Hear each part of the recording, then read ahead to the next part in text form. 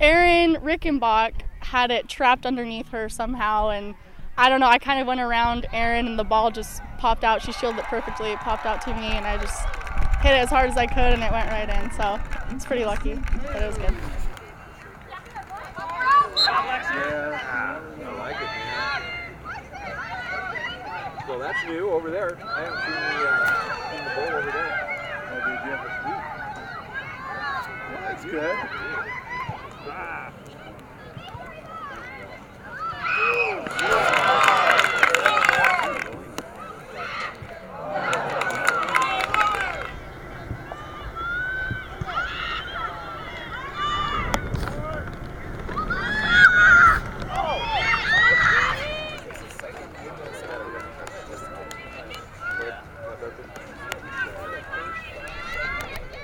This is huge. We felt really disappointed about Friday, and it was really good for us to come up with this win, especially going into conference. We needed this momentum to keep it going and hopefully go into conference with a high and feeling good about ourselves. This game was big for a couple of reasons. One, because we wanted to bounce back. We thought we only played half of a game on Friday, so we wanted to definitely bounce back from that. Two, Riverside's a good team. They were a PK away from making the NCAA tournament last year. They're regionally ranked. And three, we really wanted to end on a good note.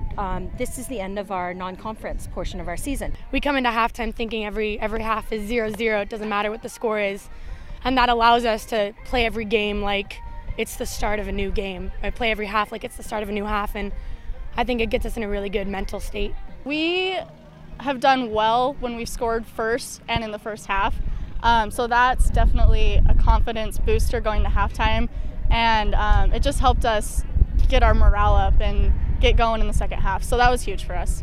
I think they did a good job. Our back five with our back four defenders and then our goalkeeper, they were solid, but it really took the effort of the whole team. I mean, you saw our wide attackers tracking back into the box.